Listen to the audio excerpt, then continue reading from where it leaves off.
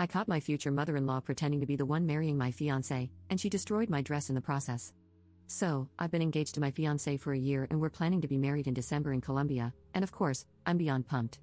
It's going to be a destination wedding for us, and I was very happy that I was able to talk him into having one. My soon-to-be mother-in-law is extremely upset about this. I always knew that she wasn't really my biggest fan.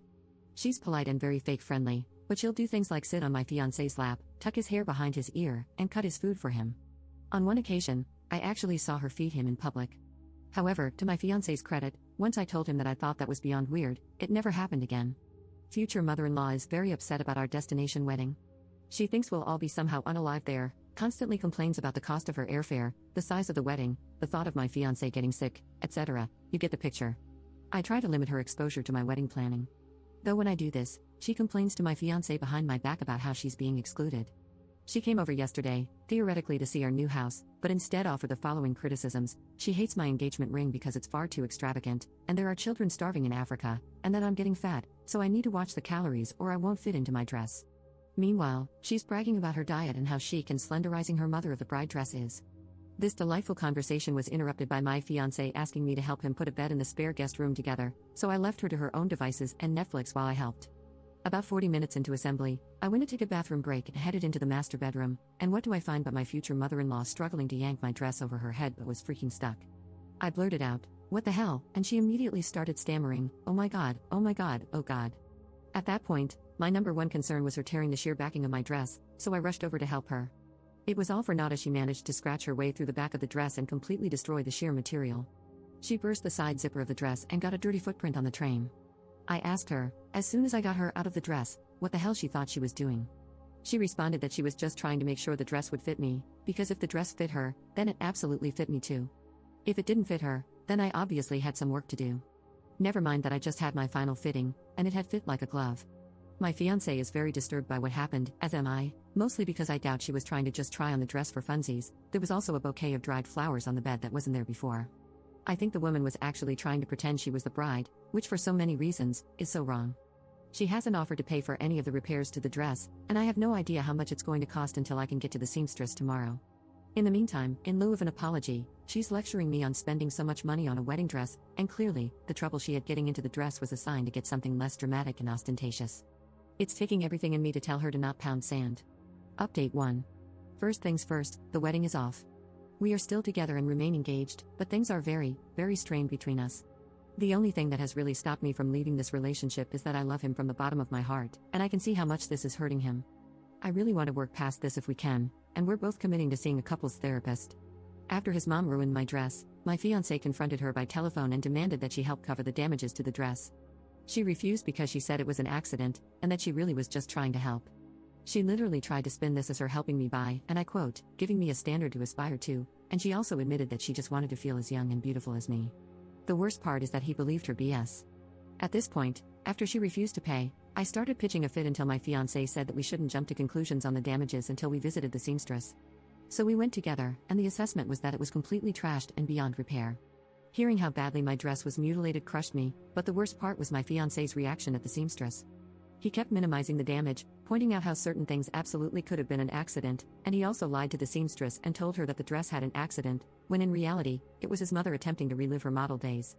I corrected the course and said no, his mother had tried to put it on without my permission, knowing damn well that she didn't fit into it, and deliberately destroyed parts of it in the process. The real fun started when we got home, where I told him that if she didn't pay, then I wanted to sue her for damages to the dress. He told me some BS about how the cost of the dress didn't meet the thresholds for a lawsuit. I took straight to the internet and Googled the thresholds for small claims court in Virginia before printing all of the responses I got and forcing him to read them. He conceded that she owed us something and called her, with me sitting there. As I sat there, I kid you not, he argued with her for all of 5 minutes before she broke down sobbing, accused him of not loving her, called me trash for turning him against her, and how could money be more important than her love for him. He actually soothed her and told her that he understood, but that I'm being super emotional over the dress, and this would help me calm down.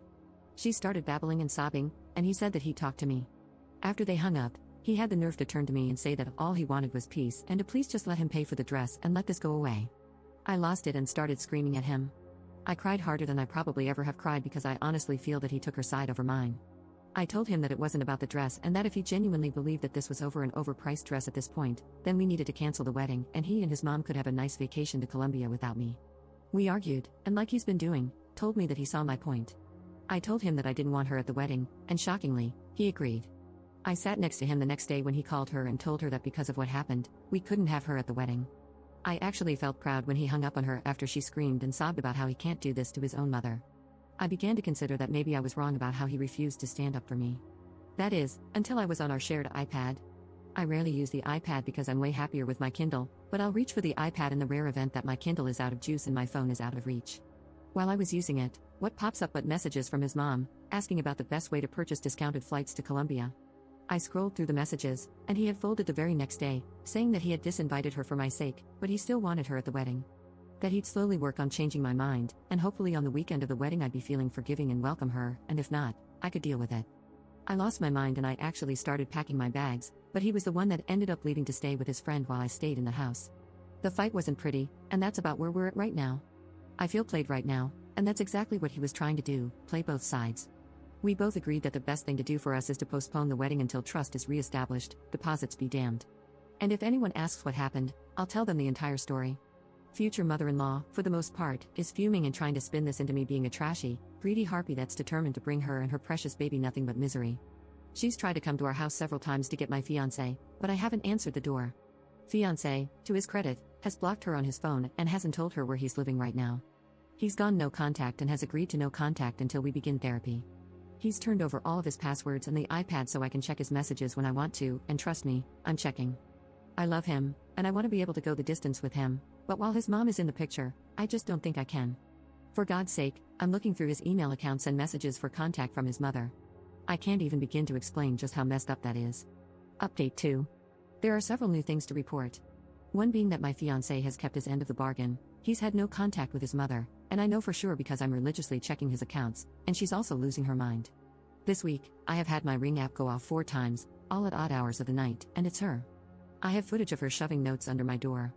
The notes all say something along the lines of demanding to be able to speak with my fiancé and how I am driving a wedge between them.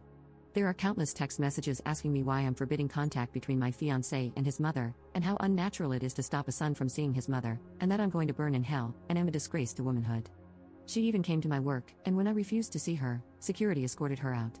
When I pulled out of the parking garage, I saw her waiting by the employee entrance. Fiancé and I typically go shopping on Wednesday nights, and she knows this because she's gone with us a couple of times. Guess who was waiting for us in the parking lot at 7 p.m.? Thankfully, we didn't get out of the car after we saw her pacing around the entrance. I'm documenting everything just in case she continues to get crazier. Fiancé and I will be going to the local PD tomorrow to file a report and look into getting a temporary restraining order. Thank you to everyone that's offered me kind words, support, and even offers of baked goods. You guys are wonderful, and I really appreciate you.